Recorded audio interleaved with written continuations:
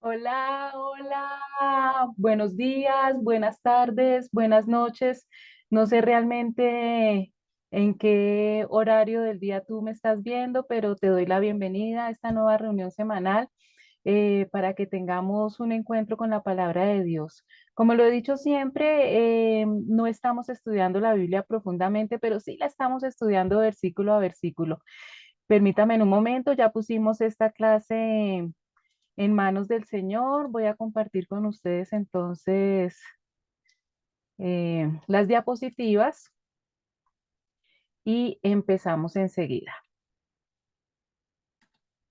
Acomódense con su tacita de café o con lo que quieran para que estén cómodos. Les aconsejo siempre, por favor, que tengan un cuadernito de notas, su esferito, para que puedan tomar los apuntes y si de pronto voy muy rápido, pues tienen la bendición de poder parar y seguir nuevamente. La idea es no solamente que ustedes crezcan espiritualmente, sino que multipliquen lo aprendido. Entonces, por eso es mejor que tomen nota. Para los que nos están visitando por primera vez, este es un grupo que se llama Del Génesis al Apocalipsis. Mi nombre es Liliana Parga. Cualquier pregunta, sugerencia o comentario la pueden hacer en el email lilipargas@yahoo.com. Nos encontramos en nuestra clase número 81. Para las personas que quieran estudiar las 80 clases anteriores, es muy fácil. Entran a YouTube, ponen Liliana Parga y allí en videos pueden encontrar todas las clases en orden. Les recomiendo por favor que no se olviden dar el like. Cualquier comentario también es bienvenido y compartir estas clases para que no se pierdan en este mundo, universo de información que hay en Internet, sino que pueda llegar a más personas. Estamos haciendo un estudio de los libros del Nuevo Testamento. Ya estudiamos, que es lo que ustedes encuentran en las 80 clases anteriores, los cuatro evangelios, Mateo, Marcos, Lucas y Juan. También estudiamos el libro histórico, Hechos de los Apóstoles. Terminamos las 13 cartas Paulinas, Romanos, Primera y Segunda de Corintios, Gálatas, Efesios, Filipenses, Colosenses, Primera y Segunda de Tesalonicenses, Primera y Segunda de Timoteo, Tito, Filemón. Y en este momento nos encontramos con las cartas generales que la encabeza la carta a los hebreos. Llevamos 4 años repitiendo estos libros, se van a dar cuenta, ustedes me lo van a agradecer porque de tanto oír la repetición y qué bueno sería que ustedes leyeran conmigo cada vez que nombro los libros, se los van a aprender sin darse cuenta. Entonces estamos haciendo un estudio del libro de los Hebreos. Como siempre hago un pequeño recorderis de la clase anterior, sobre todo para que nos pongamos en contexto. Les recuerdo dos puntos básicos. Primero, que no sabemos el autor de la carta a los hebreos, es anónimo. Lo que sí tenemos la certeza es que por estar en la Biblia, el autor es el Espíritu Santo. Y lo segundo es que esta carta, que realmente no es una carta, sino es como una homilía, una enseñanza, está dirigida no a los hebreos, sino a los cristianos que venían del judaísmo. Resulta que este grupo de cristianos que anteriormente habían sido, que eran judíos de nacionalidad, pero que habían practicado el judaísmo, estaban preocupados, estaban pensando si habían tomado la decisión correcta al haber dejado el judaísmo y haberse convertido en cristianos, porque por ese momento ya había mucha persecución, los judíos ortodoxos los atacaban con todas las ganas, habían sectas falsas, habían muchos documentos rodando por ahí y les entró a ellos la duda si realmente habían hecho lo correcto de estar siguiendo a Jesucristo y de haber dejado toda ese ritualismo, esa religiosidad que tenía la ley y todas las tradiciones de la religión judía. Entonces el autor de Hebreos escribe esta carta para poderles explicar que tomaron la decisión correcta, que no se preocupen y empieza a darles una explicación de cómo Jesucristo, al ser Dios, es superior a todas las cosas creadas. Ya vimos que nos enseña que Jesucristo es superior a los ángeles, que Jesucristo es superior a Moisés y en este momento estamos estudiando que Jesucristo es superior a los sacerdotes. Y estábamos en esas cuando de un momento a otro él dice un momentico. Voy a parar, el autor de Hebreos nos dice, voy a parar porque el tema que sigue a continuación es muy profundo y yo me he dado cuenta que ustedes no han madurado espiritualmente como debieran. Ya deberían estar enseñando y todavía se contentan con leche materna. Debemos dejar ya las enseñanzas elementales. ¿Se acuerda que estábamos hablando de aquellas bases del cristianismo? Así como necesitamos aprender el A, E, I, O, U para hablar, para leer. Hay unos rudimentos dentro del cristianismo que todo cristiano debe saber correctamente. Y gracias a Dios, el autor de Hebreos entonces nos habla también de esos fundamentos para que podamos crecer y madurar espiritualmente. Hace 8 días los explicamos más profundamente. Estos fundamentos de la fe cristiana simplemente los vamos a nombrar y hacer un pequeño recordatorio qué significaba cada uno. Primero nos hablaba del arrepentimiento de las malas acciones o de las obras que llevan a la muerte, dice otra versión de la Biblia. La importancia del arrepentimiento. O sea, todo cristiano lo primero que tiene que tener claro, sin lugar a dudas, es la importancia del arrepentimiento. ¿Por qué? Cuando nosotros nos arrepentimos, estamos dando a conocer el hecho de que somos pecadores. Y como somos pecadores, necesitamos de un Salvador. Y la única manera de yo demostrar que creo en ese Salvador es arrepintiéndome de mis pecados. Y vimos la diferencia en que había entre el verdadero arrepentimiento y el remordimiento. Y esa diferencia es muy importante, lo vamos a tocar más adelante en otro versículo, porque la diferencia entre arrepentimiento y remordimiento es la misma diferencia que hay entre la vida y la muerte, entre la salvación y no tener la salvación. El segundo fundamento cristiano que vimos fue la fe en Dios. Recordemos que sin fe es imposible agradar a Dios. Con Jesucristo no hay que ver para creer, sino hay que creer para ver. Dios trabaja así y definitivamente, aunque Dios ama a todos los seres humanos, aquellas personas que tienen una fe firme agradan a Dios muchísimo, que no necesitan pues que les den todas las explicaciones del caso, sino lo que dice la palabra de Dios lo creen porque está en la palabra de Dios. Y esa fe, acuérdense que estudiábamos que no es el tamaño de la fe lo que nos trae bendiciones, sino porque no es la fe la que tiene poder, sino en quién tenemos fe. Y aprendimos que el objeto de la fe que es correcto únicamente se llama Jesucristo. El tercer fundamento cristiano fue el de bautismos. Aprendimos que existe un bautismo del Espíritu Santo que ocurre en el mismo instante cuando una persona recibe a Jesucristo como Señor y Salvador, es decir, cuando tiene un nuevo nacimiento. El primer regalo que recibimos como hijos de Dios es que el Espíritu Santo, la tercera persona de la Trinidad, comienza a vivir en nosotros, es decir, nuestro cuerpo se convierte en el templo del Espíritu Santo, la casa del Espíritu Santo, y a través del Espíritu Santo es que nosotros podemos empezar a cambiar y a parecernos cada día más al Señor Jesucristo. Ese es el bautismo del Espíritu. Y el otro bautismo es el bautismo en agua, que es muy lindo porque aprendimos que el bautismo tiene que ser, la palabra bautismo significa sumergir y que esa representación que nosotros hacemos de que nos hunden en el agua y después salimos del agua, es un simbolismo de la muerte y sepultura y resurrección de Jesucristo. Es una manifestación externa con testigos de que yo de ahora en adelante creo en Jesucristo y Él va a ser mi único guía. Y además es el primer acto que yo hago como cristiano de obediencia. Recuerden que Jesucristo dijo, vayan por todo el mundo predicando las buenas nuevas de salvación, bautizándolos en el nombre del Padre, del Hijo y del Espíritu Santo. Entonces, la primera orden que Dios me da como su hijo es que me bautice. Entonces, cuando hago ese acto, estoy obedeciendo. El cuarto fundamento se llama imposición de manos, que habíamos estudiado, que es el menos conocido porque es el que se hace en el interior de las iglesias locales.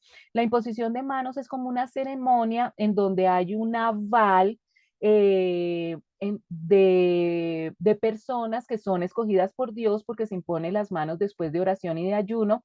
Aquellas personas que Dios ha escogido para que trabajen en el ministerio, ya sea como misioneros, como pastores, como diáconos, cuando empiezan a ejercer sus diferentes dones. Entonces se hace esta ceremonia de imposición de manos.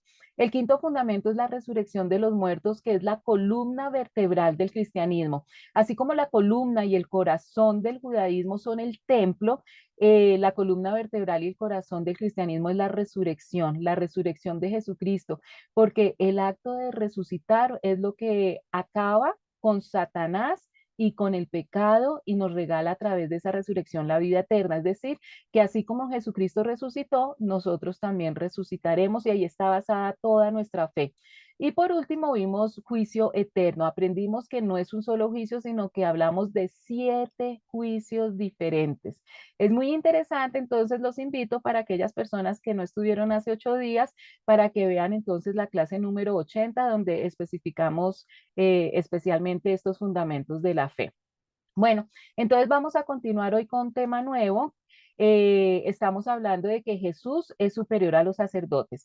Tienen ustedes que tener en cuenta en todo momento, porque a veces de pronto nosotros los cristianos nos perdemos un poquito al estudiar hebreos, porque como que pareciera que este tema no tiene nada que ver con nosotros, porque realmente nosotros no hemos tenido un lazo tan profundo con todo lo que tiene que ver con el sacerdocio y todas las ceremonias que se hacían en el templo. Entonces recuerden ustedes que esta carta está escrita a aquellos cristianos que vienen del judaísmo para que se desarraiguen de esa conexión que tienen con el templo y con los sacerdotes.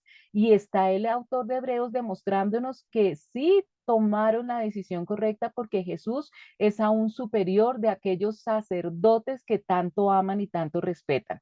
Entonces seguimos en Hebreos capítulo 6 versículos 4 al 6 que dice: porque es imposible que aquellos que han sido una vez iluminados, que han saboreado el don celestial, que han tenido parte en el Espíritu Santo, que han experimentado la buena palabra de Dios y los poderes del mundo venidero, pero después de todo esto se han apartado, renueven su arrepentimiento. Pues así, para su propio mal, vuelven a crucificar al Hijo de Dios y lo exponen a la vergüenza pública.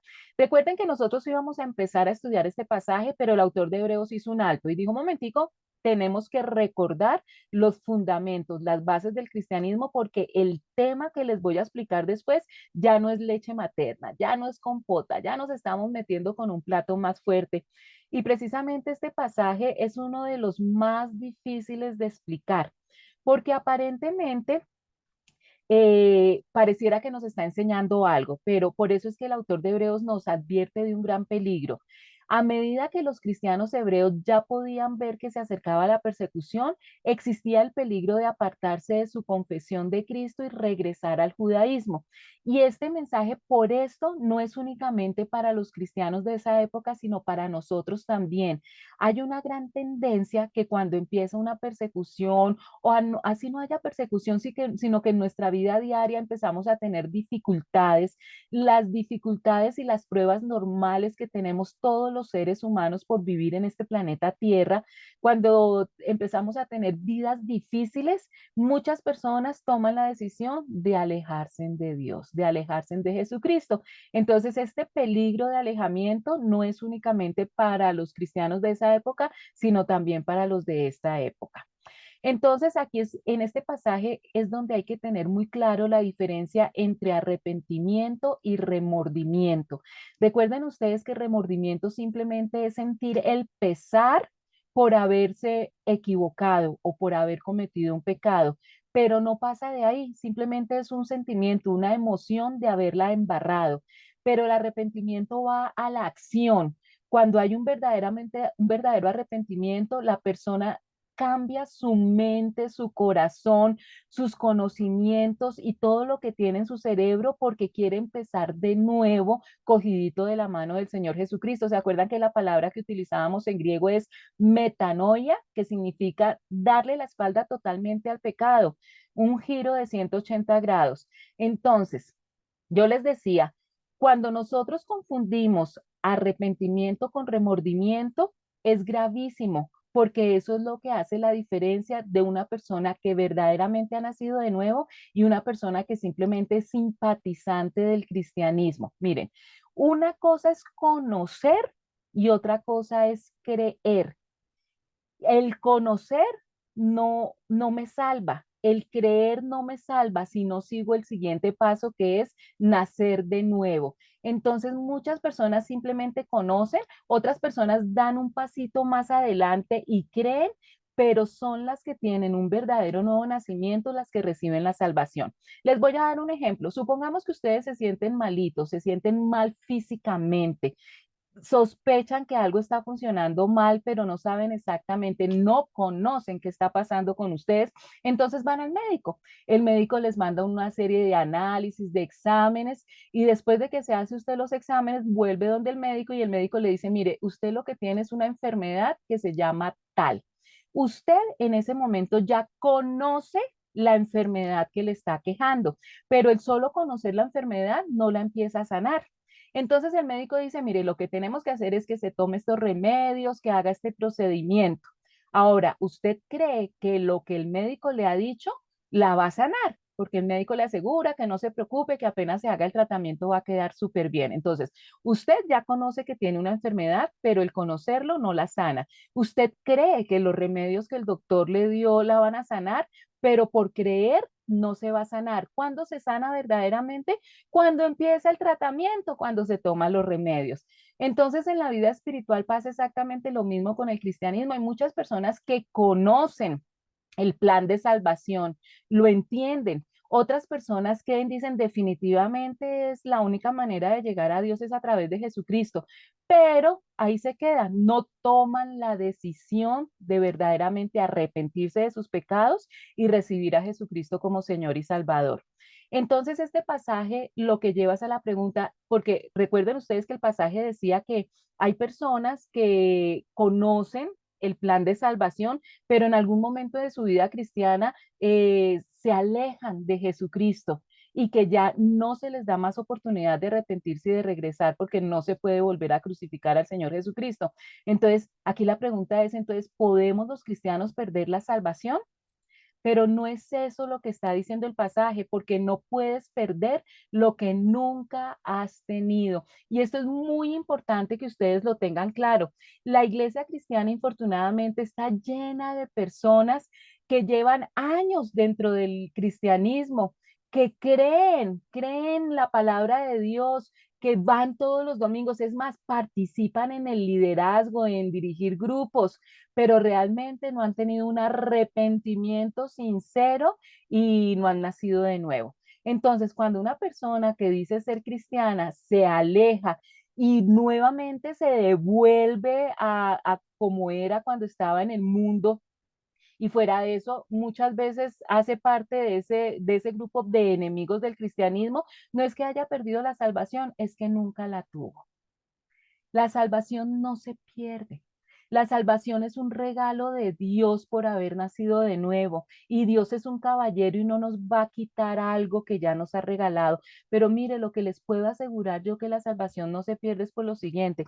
Muchas personas que creen que la salvación se pierde, su argumento es, ah, ¿cómo así? Entonces yo soy salvo y yo puedo seguir entonces pecando y haciendo cosas horribles y como ya soy salvo no pierdo la salvación. No, chicos, es que cuando tú verdaderamente eres salvo, como el Espíritu Santo empieza a vivir en ti, el Espíritu Santo es tu conciencia, es esa tercera persona de la Trinidad que te va a dar todo el poder y toda la fuerza y te va a estar susurrando en el oído que lo que estás haciendo ya no lo puedes hacer porque ya eres un hijo de Dios. Cuando nosotros verdaderamente somos salvos, nos sentimos miserables cuando pecamos, nos da vergüenza, nos sentimos cochinos por el Espíritu Santo haciendo su obra en nosotros para que cambiemos. Entonces, una persona que verdaderamente es salva nunca va a volver, como dice la Biblia, como vuelve el perro a su vómito, nunca va a volver a lo que era antes de su nuevo nacimiento. Entonces, si una persona dice ser cristiana y sigue exactamente igual o sigue haciendo las mismas atrocidades y cometiendo los mismos pecados, es porque no tiene el Espíritu Santo. Y si no tiene el Espíritu Santo, es porque no ha nacido de nuevo. Es muy sencillo. La salvación verdadera no se pierde, no se pierde. Recuerden esto siempre, no puedes perder lo que nunca has tenido.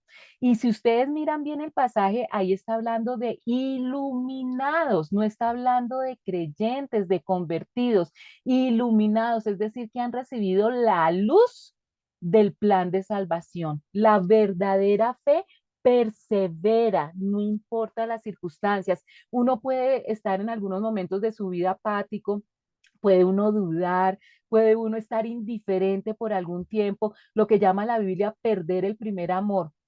pero después uno regresa nuevamente a los brazos de papá.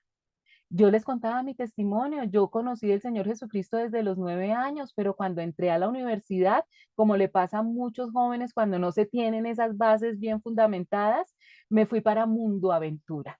Y duré casi 10 años apartada del camino del Señor, pero yo sí había también tenido un verdadero nuevo nacimiento y regresé con ese primer amor mucho más grande que al principio.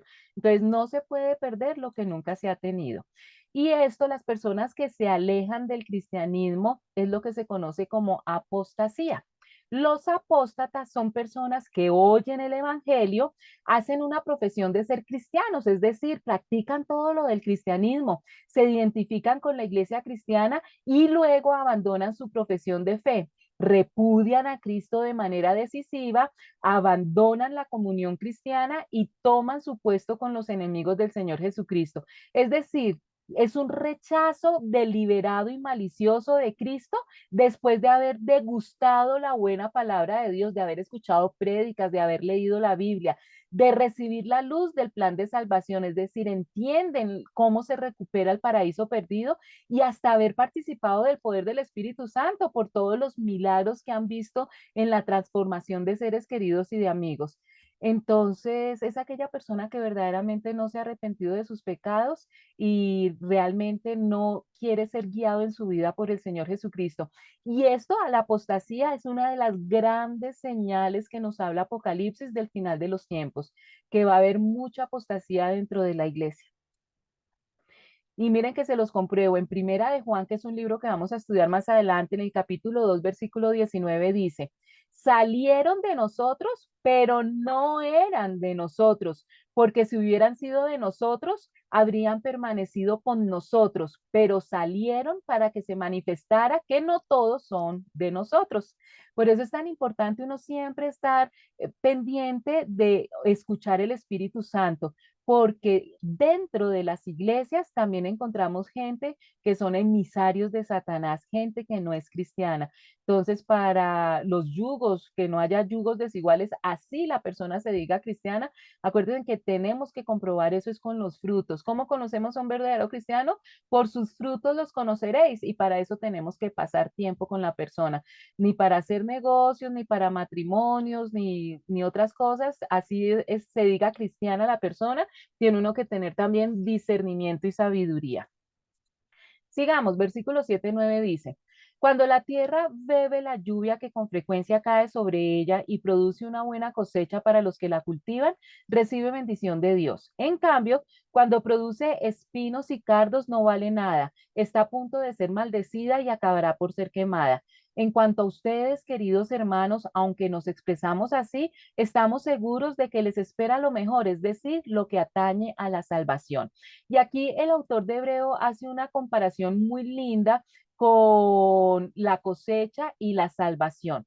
Entonces, ya saben ustedes, porque lo hemos estudiado en otros libros, que nuestro corazón se compara con la tierra donde se va a sembrar una semilla. Esa semilla es el plan de salvación. Entonces, nosotros los cristianos que estamos comisionados precisamente para dar a conocer el plan de salvación, somos los encargados de contarle a las personas ese plan para poder recuperar el paraíso perdido. Entonces ponemos la palabra en el corazón de las personas y Dios manda la lluvia, es decir, el Espíritu Santo y todo lo que se necesite para que esa semilla que ya está puesta en el corazón de las personas pueda dar una gran cosecha. Cuando la tierra se empapa de las lluvias que cae y produce una buena cosecha para el agricultor, recibe la bendición de Dios. Es decir, en ese terreno, en ese corazón, germinó la semilla de la palabra de Dios y esa persona es salva. Pero algunas veces el campo que produce espinos y cardos no sirve para nada. El agricultor no tardará en maldecirlo y quemarlo. ¿De qué depende que haya una buena cosecha o que no haya cosecha? Del corazón de la persona que recibe la semilla. Entonces, cuando el corazón no es una buena tierra, tarde o temprano se va a secar y la persona que recibió esa semilla, pues se va a alejar del Señor Jesucristo, habiéndolo conocido. Pero mire cómo termina el autor de Hebreos diciéndole a los que están leyendo este libro, queridos amigos, aunque hablamos de este modo, no creemos que esto se aplica a ustedes. Estamos convencidos de que ustedes están destinados para cosas mejores, las cuales vienen con la salvación. Entonces le está diciendo a esos cristianos que vienen del judaísmo que esto no lo está diciendo por ellos, que por tener dudas quiere decir que ya se hayan apartado y que no tienen la salvación. Esas dudas que ellos están teniendo en ese momento son valederas, por eso Dios permite que un hombre humano escriba el libro de Hebreos para que a ellos les quede claro que el solo hecho de preguntarse si habían tomado la decisión correcta no quiere decir que no tengan la salvación. Versículos 10-12. Porque Dios no es injusto como para olvidarse de las obras y del amor que en su nombre ustedes han demostrado sirviendo a los creyentes como lo siguen haciendo. Deseamos, sin embargo, que cada uno de ustedes siga mostrando ese mismo empeño hasta la realización final y completa de su esperanza. No sean apáticos, más bien imiten a quienes por su fe y paciencia heredan las promesas. Entonces el autor de Hebreo les está diciendo a los lectores, ya sabemos que por ustedes dudar no quiere decir que no tengan la salvación. Sin embargo, recordemos cositas que ustedes ya han aprendido. La justicia de Dios no deja a nadie sin recompensa. Recuerden, Dios es amor, pero Dios es justicia y va a haber un juicio y cada persona va a recibir de acuerdo a lo que haya hecho. Dios no es injusto, no olvidará con cuánto esfuerzo han trabajado para él. Entonces, el hecho de que en ese momento estén asustados, que de pronto por las circunstancias su fe haya disminuido, Dios no se olvida de todo lo que hemos trabajado para Él. Sigan amando a los demás mientras tengan vida. Entonces, el autor de Hebreos lo que dice, mire, tranquilos, ustedes tomaron la mejor decisión, dejaron el judaísmo y están siguiendo a Jesucristo, que es superior a todo lo creado porque Él es Dios, Él es el creador. Sigan más bien ustedes haciendo lo que Jesucristo nos enseñó. Primero, amar a los demás. Recuerdan que eso está en el primer renglón de lo que Dios nos ordena, amar al prójimo y por lo que tenemos que trabajar tantísimo porque no es nada fácil, para asegurarnos de que lo que esperamos se hará realidad. No sean indiferentes espirituales, aquellas personas apáticas con las cosas espirituales que simplemente van el domingo, cambiaron media hora de una misa por una hora y media de un culto, pero entre semanas se comportan como si no tuvieran a Dios en sus vidas y no crecen. Lo que nos está advirtiendo el autor de Hebreos desde el principio, tenemos que crecer y madurar espiritualmente, no ser indiferentes. Sigan el ejemplo de quienes gracias a su fe y perseverancia heredarán las promesas de Dios. Hay unas promesas de Dios que están dichas claramente en su palabra, pero el autor de Hebreos nos dice que necesitamos dos características en nuestra vida, características que deben distinguir a todo cristiano, la fe y la perseverancia. Versículos 13-17. Cuando Dios hizo su promesa a Abraham, como no tenía a nadie superior por quien jurar, juró por sí mismo y dijo, te bendeciré en gran manera y multiplicaré tu descendencia. Y así, después de esperar con paciencia, Abraham recibió lo que se le había prometido. La gente jura por alguien superior a sí misma y el juramento, al confirmar lo que se ha dicho, pone punto final a toda discusión. Por eso Dios, queriendo demostrar claramente a los herederos de la promesa que su propósito nunca cambia, confirmó con un juramento esa promesa. Y el autor de Hebreos entonces empieza a recordar las hermosas promesas de Dios. Dios se comprometió mediante un juramento para que los que recibieran la promesa pudieran estar totalmente seguros de que Él jamás cambiaría de parecer. Todas esas promesas que Dios nos ha dado por haber aceptado a su Hijo Jesucristo como Señor y Salvador están en el manual de instrucciones, promesas hermosas. Y entonces aquí el autor de Hebreos nos está recordando que no importa las circunstancias que estemos viviendo en el momento, esas promesas se van a cumplir aunque nosotros veamos oscuridad a nuestro alrededor. Por ejemplo, y nos habla de uno de los pactos y de las promesas más importantes que encontramos en la Biblia. Estaba la promesa que Dios le hizo a Abraham. ¿Recuerdan? El primer pacto, cuando Dios escoge a Abraham es para que sea el primer patriarca de donde viene toda la nación de Israel. Y la nación de Israel es importantísima porque a través de la nación de Israel es que nos llega a nosotros los libros sagrados y a través de la nación de Israel es que llega el Mesías, que no solamente trae bendición para el pueblo de Israel, sino para absolutamente toda la humanidad. Como no existía nadie superior a Dios por quien jurar, Dios juró por su propio nombre. Entonces Abraham esperó con paciencia y recibió lo que Dios le había prometido. Dios le prometió a Abraham que iba a ser padre de una descendencia grandísima que no se iba a poder contar. Al otro día él ya tenía muchos hijos y ya empezó su descendencia. No, paciencia, esperó con paciencia. Dios le prometió a Abraham que iba a ser dueño de una tierra que fluía leche y miel. Al otro día ya conquistaron esa tierra y Abraham fue dueño de eso. No, esperó con paciencia. Dios le prometió a Abraham que iba a ser muy rico. Aunque él ya tenía riquezas cuando salió de Ur de Caldea, Dios le supermultiplicó toda esa riqueza y él esperó con paciencia. Y es lo mismo que nosotros tenemos que hacer, paciencia y fe, constancia para recibir las promesas de Dios. Cuando las personas hacen un juramento, invocan a alguien superior a ellas para obligarse a cumplir lo pactado. De esta manera, no cabe ninguna duda de que ese juramento se llevará a cabo, pase lo que pase. ¿Recuerdan ustedes que veíamos en las películas? No sé si eso todavía se hace cuando hay juicios, cuando va a pasar un testigo, lo hacen jurar con una mano en la Biblia. Me imagino que con este mundo como está al revés, eso ya lo habrán quitado de los juzgados. Siempre se jura por alguien superior, pero como no existe nadie más alto que Dios, por eso es que él todas sus promesas las hace bajo el juramento de él mismo. Versículos 18-20. Lo hizo así para que mediante la promesa y el juramento, que son dos realidades que nunca cambian y en las cuales es imposible que Dios mienta, tengamos un estímulo poderoso los que buscando refugio nos aferramos a la esperanza que está delante de nosotros.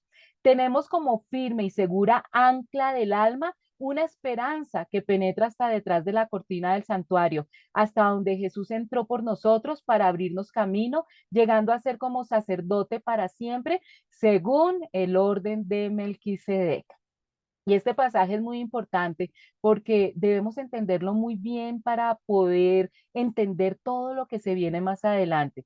Nos dice que Dios ha hecho ambas cosas, tanto la promesa como el juramento, es decir, Él nos promete una serie de bendiciones y jura por sí mismo que eso se va a cumplir. Estas dos cosas no pueden cambiar porque es imposible que Dios mienta. Entonces nosotros tenemos que tener la certeza que todas las promesas que están en la Biblia se van a cumplir. Lo que pasa es que tenemos que esperar con paciencia porque todo tiene un orden.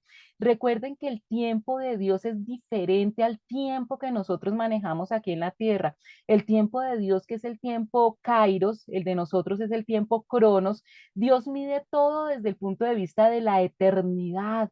Por eso para nosotros a veces parece eterno esperar, pero Dios en toda su palabra nos está diciendo que Él va a cumplir con sus promesas y que debemos esperar con paciencia y no perder la esperanza en un mundo convulsionado, en un mundo que cada día que pasa atrae más la oscuridad. Como dice la Biblia, lo bueno ahora es malo y lo malo ahora es bueno. Entonces Dios nos está advirtiendo desde el Antiguo Testamento que vamos a vivir un mundo así de tenebroso, pero que no perdamos la esperanza porque esas promesas hermosas de luz van a llegar en el momento perfecto. Por lo tanto, y miren esta comparación tan hermosa que hay para que nosotros los cristianos no perdamos la fe y nos aferremos a esa esperanza de que algo hermosísimo viene a nuestras vidas. Por lo tanto, los que hemos acudido a Él en busca de refugio, podemos estar bien confiados, aferrándonos a la esperanza que está delante de nosotros. Cuando todo a nuestro alrededor está convulsionando, cuando no encontramos absolutamente nada alrededor que nos pueda ayudar, nosotros nos aferramos de Dios y la comparación aquí la hace con un ancla, las anclas. Y cuando estuve preparando precisamente esta charla, me enteré de algo muy hermoso. Cuando anuncian una tormenta, que va a haber un huracán o que van a haber vientos muy fuertes, los marinos llevan sus barcos a la orilla, a puerto, y tiran el ancla. El ancla se aferra al fondo del mar con rocas fuertes y cuando llegan los vientos, así hacen que el barco no se desbarate. Nuestra ancla se llama Jesucristo. Y fíjense que aquí el ejemplo no es que el barco se lo van a llevar a una bodega o lo van a sacar del mar, sino que el barco permanece dentro de las olas fuertes. Jesucristo, Dios nos está prometiendo que si nosotros nos aferramos a Él, que Él sea nuestra ancla en medio del vaivén y de las grandes olas furiosas de nuestra vida, vamos a permanecer firmes porque estamos agarrados de Jesucristo como un ancla. Y hace otra analogía. Esta esperanza, la esperanza de que vamos a pasar airosos todas las tormentas, es un ancla firme y confiable para el alma. Nos conduce a través de la cortina al santuario interior de Dios. Recordemos un poquito cómo funcionaba el tabernáculo que posteriormente fue el templo de Jerusalén. El templo que Dios mismo fue el que le dijo a Moisés que tenía que hacerlo y el tabernáculo pues se hizo en la época de Moisés y después Salomón construyó el templo. Estaba compuesto por tres partes. El atrio, que era el patio exterior, y dentro había como una especie de habitación dividida en dos partes. La primera parte es el lugar santo, que es donde los sacerdotes que venían de la tribu de Leví hacían los sacrificios de los animales por el perdón de los pecados. Pero ese cuarto estaba dividido con una gran cortina, una cortina muy pesada que dividía el lugar santo del lugar santísimo donde se encontraba el arca del pacto. Al lugar santísimo solo entraba el sumo sacerdote que era de la tribu de Leví, pero de la familia de Aarón, una vez al año. Todo un año el sumo sacerdote se tenía que preparar para poder entrar al lugar santísimo. Y resulta que cuando el sumo sacerdote esa única vez al año entraba al lugar santísimo, tenía que haberse preparado bien en santidad, porque de lo contrario moría.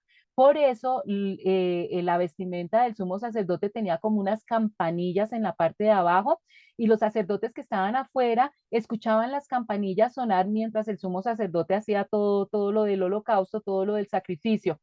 Y si el sumo sacerdote no estaba en santidad, apenas cruzaba esa cortina, moría, porque en el lugar santísimo literalmente venía la Shekinah de Dios, la presencia de Dios. Y si había pecado, era muerte segura para el sumo sacerdote. Por eso le amarraban una cuerdita al tobillo, porque si las campanitas dejaban de sonar, tenían que jalar la cuerdita para sacarlo del lugar santísimo, porque nadie más podía entrar a ese lugar. Pues resulta que aquí nos está recordando Hebreos que en el momento en que el Señor Jesucristo murió, en ese mismo instante ocurrió algo en el templo. Jesús ya entró allí por nosotros. Él ha llegado a ser nuestro eterno sumo sacerdote según el orden de Melquisedec. ¿Qué pasó cuando Jesús murió? Nos dice la Biblia que ese velo, esa gran cortina, que uno a veces piensa en velo como algo transparente, pero era una gran cortina pesada en el momento en que Jesucristo murió, se rasgó, se rompió. Y nos dice la Biblia que se rasgó de arriba hacia abajo. Si tú cortas una tela, pues se corta de abajo hacia arriba, si hubiera sido un hombre el que la hubiera rasgado, pero se rasgó de arriba hacia abajo, o sea que el mismo Dios fue el que rompió, el que rasgó esa cortina. ¿Y eso qué quería decir? Que ya nosotros tenemos acceso al lugar santísimo, porque el gran sumo sacerdote, santo, perfecto, que no viene de un linaje de humanos como es la tribu de Leví, sino que viene según el orden de Melquisedec, con su sacrificio nos dio acceso directo al Padre Celestial y por eso ya no va más el templo, ya no tenemos lo del lugar santo ni el lugar santísimo. Esta analogía es hermosísima para poder entender ese sacrificio del Señor Jesucristo y que podamos nosotros ahora comunicarnos directamente con el Padre. Y volvemos aquí al misterioso Melquisedec. ¿Quién fue ese Melquisedec para que el autor de Hebreos nos lo esté nombrando de esta manera tan imponente? Por eso les había dicho que por favor leyeran Génesis 14, que ahí está, nos hablan sobre Melquisedec, pero aquí en Hebreos nos profundizan mucho más la historia en estos capítulos. Entramos entonces, chicos, al capítulo 7, versículos 1 al 3. Este Melquisedec, rey de Salem, recuerdan que les dije que Salem es Jerusalén, y sacerdote del Dios Altísimo, salió al encuentro de Abraham, quien regresaba de derrotar a los reyes y lo bendijo. A su vez, Abraham le dio el diezmo de todo. El nombre Melquisedec significa en primer lugar rey de justicia y además rey de Salem. Esto es rey de paz. No tiene padre ni madre ni genealogía, no tiene comienzo ni fin, pero a semejanza del Hijo de Dios permanece como sacerdote para siempre. Aquí entonces por fin nos van a contar el misterio de Melquisedec, pero para eso tenemos que ponernos un poquito en contexto en la historia. Entonces, todos los pactos grandiosos que Dios empieza a hacer con la humanidad para que podamos recuperar ese paraíso perdido, empiezan con un hombre llamado Abraham. Dios llama a Abraham y le dice que le va a dar una tierra y que a través de él va a hacer unos pactos para que llegue bendición a toda la humanidad, que él se vaya sin su parentela, con su esposa y con sus siervos, pero recuerdan ustedes que Abraham se fue con su sobrino Lot.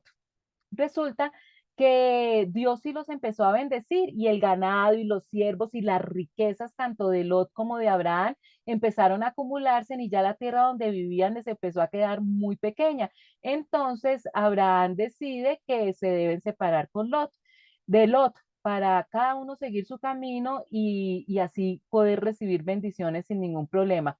Y Abraham, que era tan humilde, le dice a su sobrino Lot que él escoja la tierra donde se quiera ir. Y Lot, que era bien aprovechado, en vez de dejar que su tío escogiera la mejor parte, él toma la parte más verde, la parte más fértil y se va hacia una ciudad llamada, se separan Lot y Abraham deja que Lot escoja entonces la tierra y se va a vivir cerca de una ciudad que se llamaba Sodoma. En ese momento no tenían ni idea lo que significaba Sodoma. Nosotros pues ya conociendo la historia pues decimos, como que no escogió bien Lot. En todo caso, él no se fue a vivir enseguida a Sodoma, sino que empezó a acampar a las afueras, pero cuando nos empiezan a contar la historia de Melquisedec, ya Lot estaba viviendo dentro de Sodoma, ya estaba totalmente dentro de la ciudad. Resulta que para esa época hubo una guerra que se conoció como la Guerra de Reyes, porque cuatro reyes se unieron para atacar a otro grupo conformado por cinco reyes. Los reyes, el grupo de los reyes victoriosos, los invasores victoriosos, saquearon Sodoma, Gomorra y todas las ciudades que habían alrededor y emprendieron el regreso a su tierra con el botín de guerra y los alimentos. Pero también capturaron a Lot, el sobrino de Abraham, que vivía en Sodoma, y se llevaron todas sus pertenencias.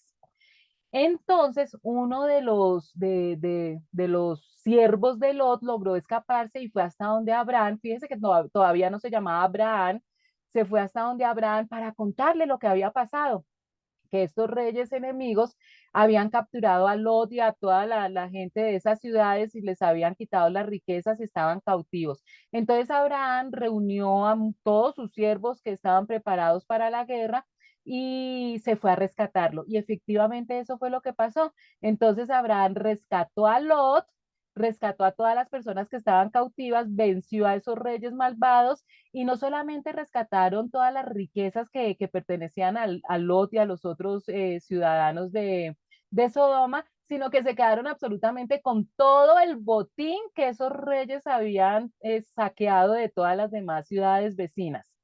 Al regreso, cuando ya regresaban entonces hacia Sodoma con todo ese botín, nos dice que Melquisedec, rey de Salem y sacerdote del Dios Altísimo, aquí ya vamos a empezar a ver una cantidad de mensajes cifrados que nosotros debemos entender. Entonces nos está diciendo que Melquisedec es al mismo tiempo rey y sacerdote, cosa que no se hacía en el momento. No se tenían reyes que al mismo tiempo fueran sacerdotes.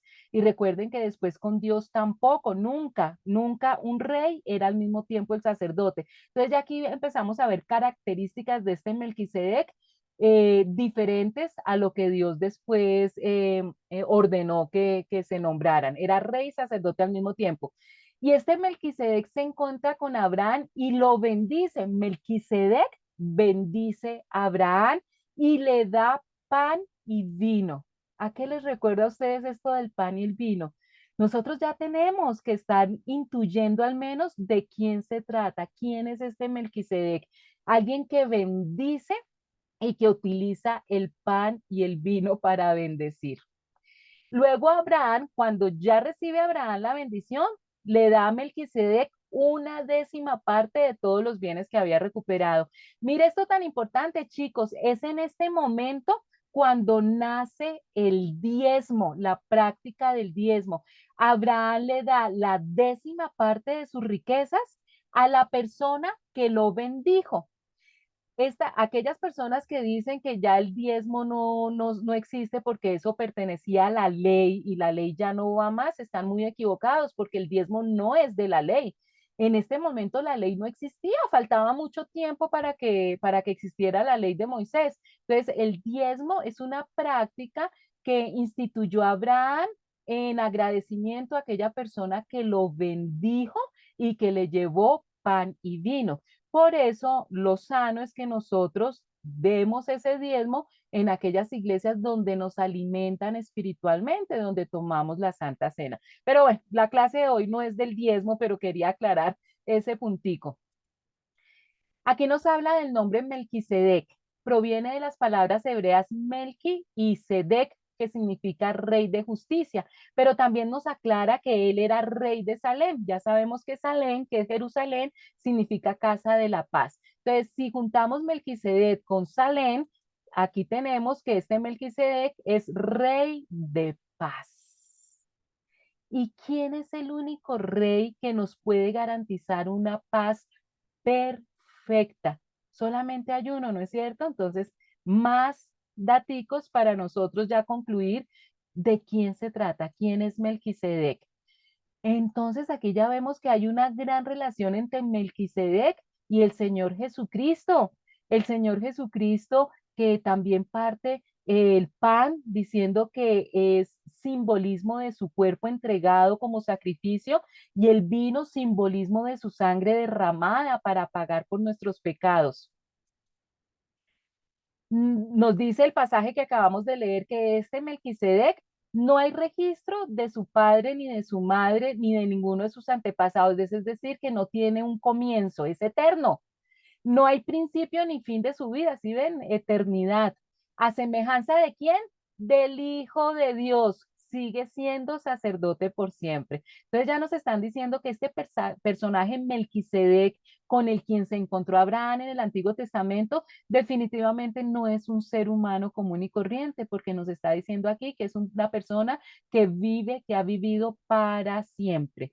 Y aquí ya nos está diciendo que este sacerdocio especial de Melquisedec es un sacerdocio para siempre. Esto es muy importante para más adelante unos versículos que vamos a estudiar. Versículos 4 al 7. Consideren la grandeza de ese hombre, es decir, de Melquisedec, a quien nada menos que el patriarca Abraham dio la décima parte del botín. Ahora bien, los descendientes de Leví que reciben el sacerdocio tienen por ley el mandato de recibir los diezmos del pueblo, es decir, de sus hermanos, aunque estos también son descendientes de Abraham. En cambio, Melquisedec, que no era descendiente de Leví, recibió los diezmos de Abraham y bendijo al que tenía las promesas. Es indiscutible que la persona que bendice es superior a la que recibe la bendición. Nos va dando más detallitos de Melquisedec, que ya sabemos que es el rey de justicia y rey de paz. Es tal la grandeza de este Melquisedec que incluso Abraham, el gran patriarca de Israel, reconoció esto al entregarle la décima parte de lo que había capturado en la batalla. Inmediatamente Abraham no dudó la grandeza de este hombre que había salido a su encuentro. La ley de Moisés, muchos años después, exigiría que los sacerdotes, y esto era por el mandato de Dios, que los descendientes de Leví le cobraran el diezmo al resto del pueblo de Israel, quienes a su vez eran descendientes de Abraham. Entonces, chicos, aquí hay un fenómeno que es muy simpático porque, no sé, hay como una mezcla entre Volver al Futuro, esa película, porque se mezcla el pasado y el futuro. Un efecto mariposa, que lo que pasó en el pasado, lógicamente, afecta al futuro, pero cosas del futuro venían afectadas por el pasado. Melquisedec no era descendiente de Leví, que por orden de Dios eran los sacerdotes que debían exigirle el diezmo al pueblo. Sin embargo, Melquisedec recibió ese diezmo, recibió el diezmo de Abraham. Entonces, ya aquí podemos ver que este Melquisedec es superior al sacerdocio de Leví. Y sin lugar a dudas, el que tiene el poder para bendecir es superior a quien recibe la bendición. Eso está muy claro. Y el que bendijo fue Melquisedec, es decir, que es superior a Abraham, quien fue el que recibió la bendición. 8:10. En el caso de los levitas, los diezmos los reciben hombres mortales. En el otro caso, los reciben Melquisedec, de quien se da testimonio de que vive. Hasta podría decirse que Leví, que recibía diezmos, los pagó por medio de Abraham, ya que Leví estaba presente en su antepasado Abraham cuando Melquisedec le salió al encuentro. Veamos qué significa este trabalenguas. Los sacerdotes que reciben los diezmos son hombres que mueren, así que Melquisedec es superior a ellos porque se nos dice que sigue viviendo. ¿Recuerdan que desde el principio ya establecimos que este sacerdocio es para siempre? Pero los levitas morían, no viven para siempre. Esos levitas, los que reciben el diezmo, pagaron un diezmo también a Melquisedec cuando lo pagó su antepasado Abraham. ¿Qué quiere decir? Mire, el sacerdocio de Melquisedec es tan grande y tan poderoso que esos israelitas que todavía no habían nacido cuando ya Dios introdujo la ley que los israelitas deberían pagarle un diezmo a los levitas, ellos indirectamente también le pagaron ese diezmo a Melquisedec a través de su antepasado Abraham. Entonces, toda la nación de Israel, cuando Abraham hace ese acto de pagarle el diezmo a Melquisedec, es un diezmo dado por toda su descendencia, por todo el pueblo de Israel. A pesar de que Leví aún no había nacido, la simiente de la cual provino ya existía en el cuerpo de Abraham cuando Melquisedec recibió su diezmo. Recuerden que Abraham eh, tiene a su hijo Isaac, Isaac tiene a su hijo Jacob, Jacob tiene 12 hijos, de donde viene Leví, que es uno de los que forman las 12 tribus de Israel. Este Leví, de este hijo, es que vienen los sacerdotes del templo, de los que hemos estado hablando todo este tiempo. Versículos 11-12. Si hubiera sido posible alcanzar la perfección mediante el sacerdocio levítico, pues bajo este se le dio la ley al pueblo, ¿qué necesidad había de que más adelante surgiera otro sacerdote según el orden de Melquisedec y no según el de Aarón? Porque cuando cambia el sacerdocio, también tiene que cambiar la ley. Les vuelvo a acordar, chicos, ¿qué es lo que pasa? Recuerden que esta carta está escrita para unos cristianos que venían del judaísmo y que estaban preocupados de que de pronto habían tomado la decisión equivocada al dejar el judaísmo, al dejar de practicar la ley, la columna vertebral, el corazón de Israel, el templo en donde se enseña la ley. Entonces lo que el autor de Hebreos nos está diciendo es, miren, hay un antiguo pacto y hay un nuevo pacto. Todo lo que tiene que ver con el templo y con la ley pertenece al antiguo pacto. Ahora este nuevo pacto es superior al antiguo. Ustedes están preocupados porque están angustiados de que ya no están practicando más la ley. Los sacerdotes son importantes porque si ustedes vuelven a leer en el Antiguo Testamento, Dios, en la época de Moisés, Dios nombra primero los sacerdotes y a través de los sacerdotes es que llega la ley a la nación de Israel. Son los sacerdotes los que enseñan la ley a la nación de Israel. Entonces, los sacerdotes y la ley están íntimamente relacionados, súper importantes. Pero aquí el autor de Hebreos les está recordando, mire, la ley no salva. ¿Se acuerdan que en muchas cartas de Pablo se le llevó explicando esto? La ley fue dada por Dios y en su tiempo fue importantísima, porque la ley fue el espejo que le estaba mostrando a los israelitas que eran pecadores. Cuando tú te ves en un espejo, puedes verle el lunarcito, el granito, la manchita. Si tú no te ves en un espejo, no te das cuenta que tienes esas imperfecciones. Lo mismo pasaba, la gente no se daba cuenta que era pecadora. La ley es ese espejo que muestra esa imperfección del ser humano, pero la ley no salva, la ley no es el remedio, simplemente muestra el pecado, no lo quita. Entonces lo que el autor de Hebreos está enseñando es, viene ya el remedio que sí quita ese pecado. Y es Jesucristo, Jesucristo revelado en el Génesis. Melquisedec es un prototipo del Señor Jesucristo. Esto se conoce como una cristofanía.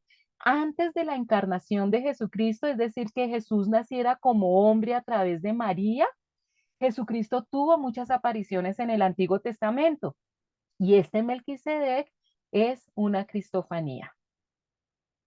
El sacerdocio de Leví, sobre el cual se basó la ley, no pudo lograr la perfección que Dios propuso.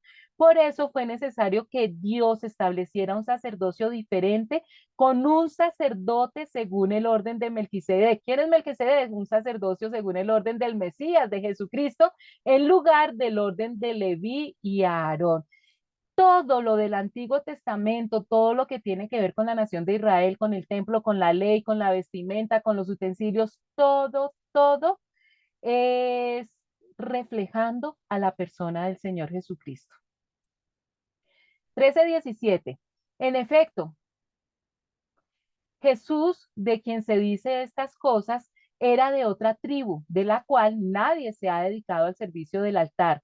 Es evidente que nuestro Señor procedía de la tribu de Judá, respecto a la cual nada dijo Moisés con relación al sacerdocio. Y lo que hemos dicho resulta aún más evidente. Si a semejanza de Melquisedec surge otro sacerdote que ha llegado a serlo no conforme a un requisito legal respecto al linaje humano, sino conforme al poder de una vida indestructible, pues de él se da testimonio. Tú eres sacerdote para siempre según el orden de Melquisedec. Entonces, vamos a empezar a redondear la idea. Por un lado están los sacerdotes que provienen de la tribu de Leví, es decir, los levitas, escogidos por Dios, importantísimos porque a través de los levitas llega la ley a la nación de Israel. Ellos son los encargados de enseñar y de explicar y de estar pendientes que se cumpla esa ley dada por Dios.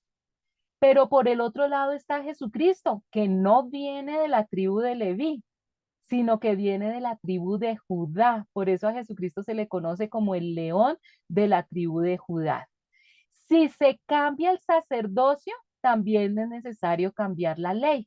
Como ya comprobamos que la ley no salva, que la ley simplemente es un espejo que nos muestra nuestras imperfecciones y la ley está dada a través de los sacerdotes, para cambiar la ley tenemos que cambiar también el tipo de sacerdocio. Entonces, si se cambia el sacerdocio, también es necesario cambiar la ley para permitirlo.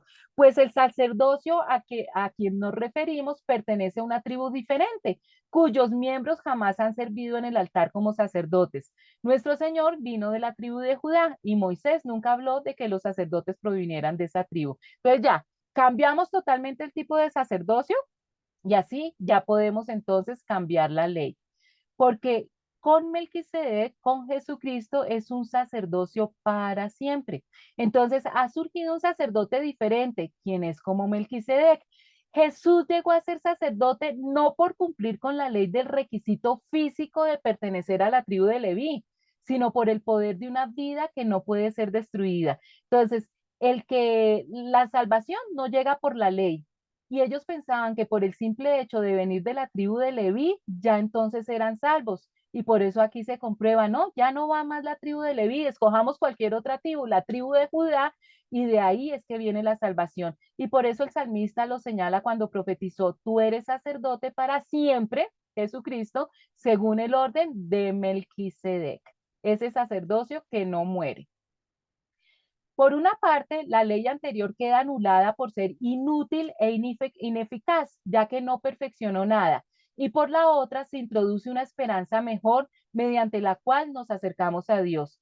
Y no fue sin juramento. Los otros sacerdotes llegaron a hacerlo sin juramento, mientras que éste llegó a hacerlo con el juramento de aquel que le dijo, el Señor ha jurado y no cambiará de parecer. Tú eras sacerdote para siempre. Por tanto, Jesús ha llegado a ser el que garantiza un pacto superior. El antiguo requisito del sacerdocio quedó anulado por ser débil e inútil. La ley nunca perfeccionó nada, pero ahora confiamos en una mejor esperanza, por lo cual nos acercamos a Dios. Entonces, el espejo, que es la ley, nos muestra nuestras imperfecciones del rostro, pero solo por ver las imperfecciones no las arreglamos. Tenemos entonces que maquillarnos, echarnos la cremita y tal, ¿no es cierto? Eso es el papel que hace el Señor Jesucristo. La ley simplemente nos muestra, el Señor Jesucristo actuó con su sacrificio para darnos la salvación. Este nuevo sistema se estableció mediante un juramento solemne. Los descendientes de Aarón llegaron a ser sacerdotes sin un juramento. Dios simplemente le dijo a Aarón que los escogiera de la tribu de Leví, a Moisés que los escogiera de la tribu de Leví. Dios dijo, el Señor ha hecho un juramento y no romperá su promesa. Tú eres sacerdote para siempre. Debido a ese juramento, Jesús es quien garantiza este mejor pacto con Dios. Entonces, viene la ley, que era importantísima para el momento, para mostrar lo pecadores que éramos, pero va pasando el tiempo hasta que llega el Mesías. Esa ley se convierte en el Mesías, es decir, en el Señor Jesucristo. 23-25. Ahora bien, a los sacerdotes la muerte les impedía seguir ejerciendo sus funciones y por eso hemos tenido muchos de ellos, pero como Jesús permanece para siempre, su sacerdocio es imperecedero. Por eso también puede salvar por completo a los que por medio de él se acercan a Dios, ya que vive siempre para interceder por ellos. Y esto es muy hermoso y es lo que debe tranquilizar a los cristianos que venían del judaísmo, porque hubo muchos sacerdotes bajo el sistema antiguo porque la muerte les impedía continuar con sus funciones. Entonces, como humanos, los levitas que eran sacerdotes se morían, llegaba un momento en que se morían y tenían que escoger a otra persona. Dado que Jesús vive para siempre, su sacerdocio dura para siempre y por eso puede salvar no solamente mientras esté vivo como un sacerdote levítico, sino una vez y para siempre. Su sacrificio fue una vez y para siempre porque Él vive por toda la eternidad. Vamos a acabar. 26-28. Nos convenía tener un sumo sacerdote así, santo, irreprochable, puro, apartado de los pecadores y exaltado sobre los cielos. A diferencia de los otros sumos sacerdotes, él no tiene que ofrecer sacrificios día tras día, primero por sus propios pecados y luego por los del pueblo, porque él ofreció el sacrificio una sola vez y para siempre cuando se ofreció a sí mismo. De hecho, la ley designa como sumos sacerdotes a hombres débiles, pero el juramento posterior a la ley designa al Hijo, quien ha sido hecho perfecto para siempre. Jesús es la clase de sumo sacerdote que nosotros necesitamos porque primero es santo, no tiene culpa ni mancha de pecado. Los levitas eran hombres pecadores y cuando hacían sacrificios por los pecados de los demás, también tenían que hacer sacrificios por sus propios pecados. Jesucristo no tiene que hacer sacrificio por él mismo porque él es santo y sin mancha. A diferencia de los demás sumos sacerdotes, no tiene necesidad de ofrecer sacrificios cada día. Entonces, todos los días, permanentemente, en el templo habían sacrificios porque los judíos iban cada rato a pedir perdón por sus pecados. Entonces, todos los días se tenían que estar haciendo sacrificios. Con Jesucristo hubo un solo sacrificio. Cuando Él murió en la cruz y derramó su sangre, ya nunca más tiene que volver a crucificarse porque ese fue suficiente por ser eterno. La ley nombra sumos sacerdotes que están limitados por debilidades humanas, pero después de que la ley fue entregada, Dios nombró a su hijo mediante un juramento. Acuérdense, juró por él mismo. Y su hijo, ya no es un hombre, sino el hijo de Dios, ha sido hecho el perfecto sumo sacerdote para siempre. Por eso nosotros ya no acudimos a sacerdotes, ni para confesar nuestros pecados, ni para que a través de actos que ellos hagan nuestros pecados sean perdonados. Tenemos un único sumo sacerdote que por mérito, por su sacrificio y por el juramento de Dios mismo, es el que nos perdona los pecados. Chicos, por eso es que el autor de Hebreos nos tenía que hacer un repaso de los fundamentos del cristianismo porque ya estamos comiendo alimento súper sólido.